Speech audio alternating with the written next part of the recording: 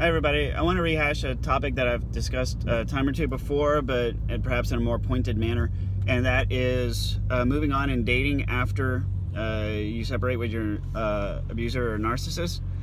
And I'm going to really try to limit the focus of this because I've heard a lot of questions about how do they move on so quickly, and I'm not going to get into that on this video, but a lot of it has to do with how can I move on so quickly, because clearly they've moved on, and I'm not going to sit here just feeling sorry for myself. But you know, I don't really trust people now. I'm still hurting. I'm still trying to deal with all this.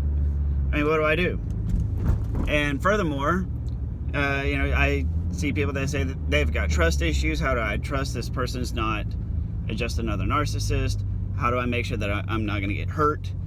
It can be very scary, and I went through this phase too. If you've been watching my channel a while, you know this.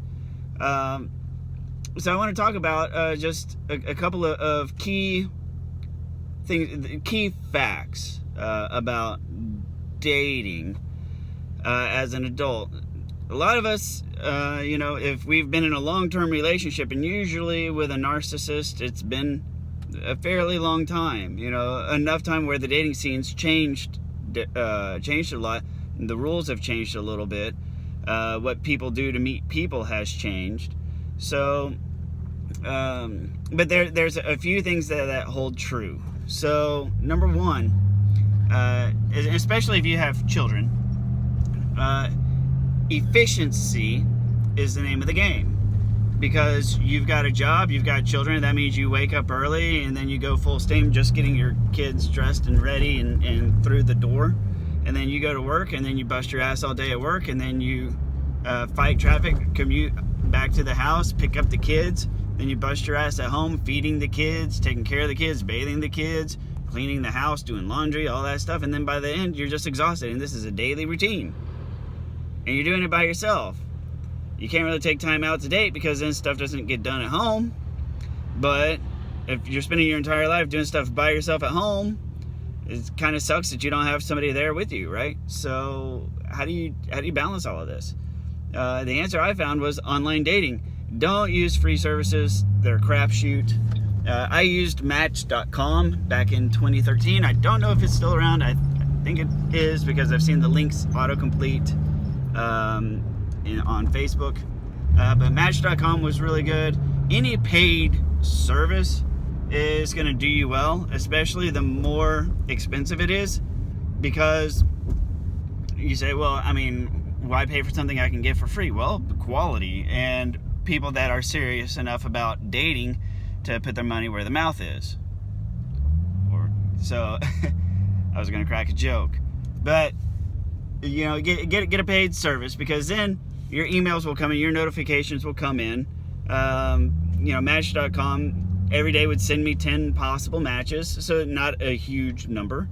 And I would go through and I would read their profiles, and if somebody sounded interesting or looked interesting or, just caught my attention, I would just send them a short, terse email to the point saying, hey, sorry I don't have a clever pickup line, but I read your profile, and I found A, B, and C interesting about you. I think we would probably, do well hanging out, or at least, have something. And then I'd say, are you still on the market? Are you still dating? Or have you found someone? Is this profile still active? Because I'm not going to write a long email if your profile's dead, And I would pretty much just send that. And they would either respond or they wouldn't, so I'd get about 10 emails a day. Out of those 10, I would find maybe 3 interesting, and then it was a pretty cut and dry email. I think you're interesting because ABC. Are you still on the market? Is this profile even active? And then you get the response, oh, thank God, somebody that's not sending dick pics, was usually the response I got. So yeah, efficiency, online dating can be very efficient. But now, when you enter into the dating scene, and this is true for men and women, when you date someone and you go on a first date, and you're adults in your 30s or 40s or 50s or however old, you need to recognize a few things that are true. Number one, you're both on dating services. That means you both are seeing other people. And that means, ideally, hopefully, you're both sleeping with other people or have had sex with at least somebody on the service. That's just how it is, because you're on a dating service that you paid for. And if you think about it logically, it's practically a red flag. If you go on a dating service and somebody can't find somebody else to sleep with them, the inability to secure sex is basically a red flag, because if nobody will sleep with you, there's probably a good reason. Unless they just signed up and you're like their first date, But after a while, everybody on a dating service falls into the rhythm. Everybody knows what to expect. Everybody's gone on a high volume of first dates, etc. You get to know the drill.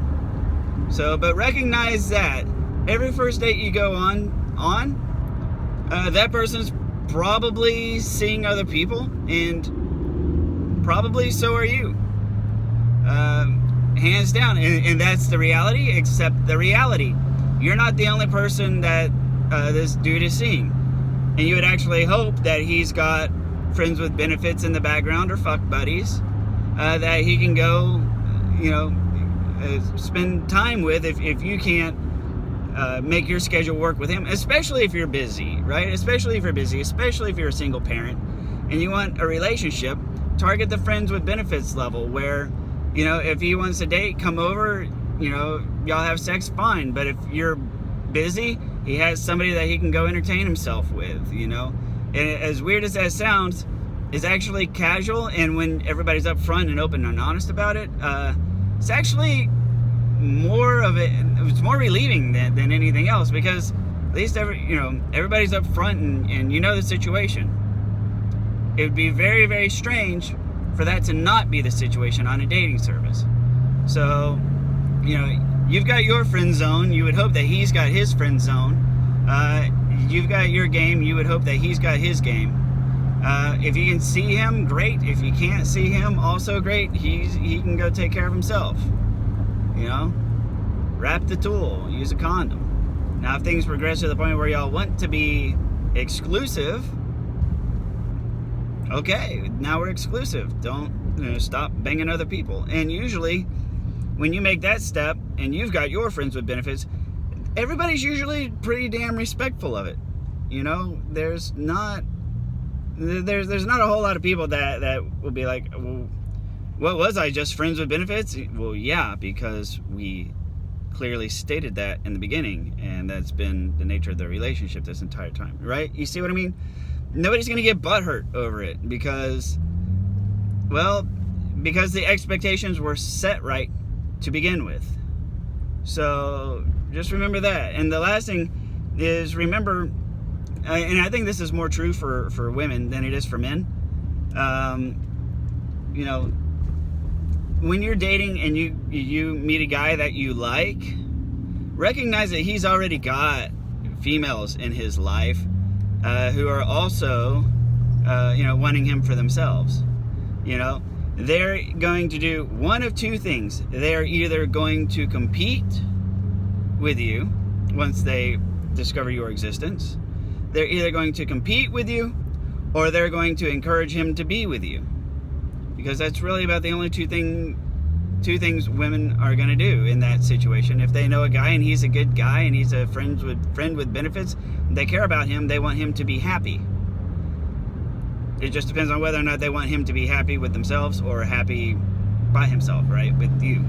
So just understand that anytime you come in and start dating a guy, there's going to be a little group of girls behind the scenes that you're going to upset the balance just a little bit.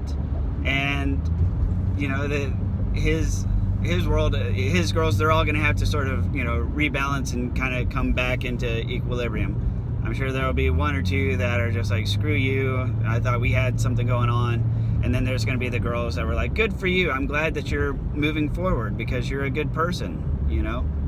So that's about it. And I think if you just keep that, you know, just keep the expectations real. You know, just think about, you know, just see the situation for what it is. We're a bunch of adults. We're all on dating services because life is busy.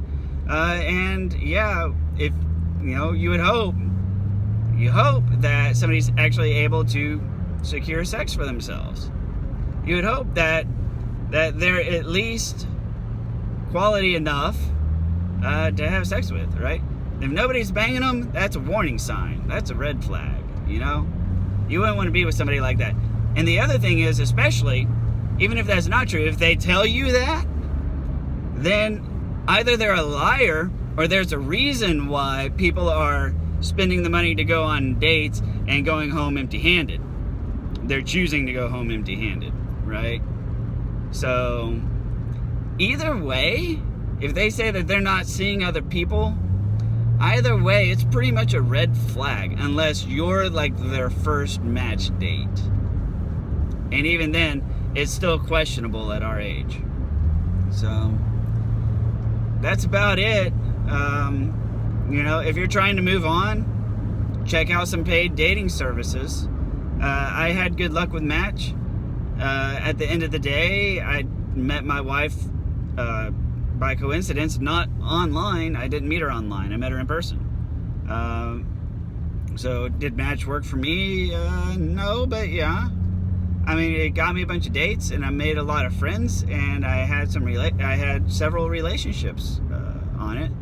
And I met some really good people, some really nice people in the process. Met a couple of crazy ones too. But you know, for the most part, everybody there was good, nice, respectful. It was a pleasant experience. So that's what you need to do. And I think, and I'll leave you with this, the number one reason why you really should get out there and put yourself out there and date, you're gonna be shocked at just how many good, nice people are looking for love. There's a lot of good people out there. There's a lot of people that are way, way better than that douche that you've been with. There's a lot of really good people out there. You know, I was shocked whenever I was dating. Even the girls that said that they didn't want another date, they were still, you know, never underestimate the ability of people to take care of people. You know, if you're not going to be with somebody, and this was something that I found to be true, people will pick you up, dust you off, and they'll leave you a little bit better than you were when they found you. It's amazing. That was the process for me with a lot of the dates I went on that didn't have a future. You know, they still, you know, they made me a better person. So that's about all I got. Thank you very much for watching. Please like, comment, or share. If you have any stories or experiences dating, I'd love to hear from it. Have you started dating yet? Are you just now thinking about it?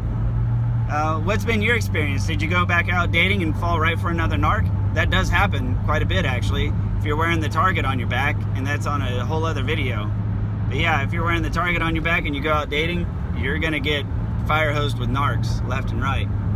So, but anyways, I'd love to hear from you. Write me something in the comments. Let me know how your dating's going. Thank you very much, and I'll see you on the next video.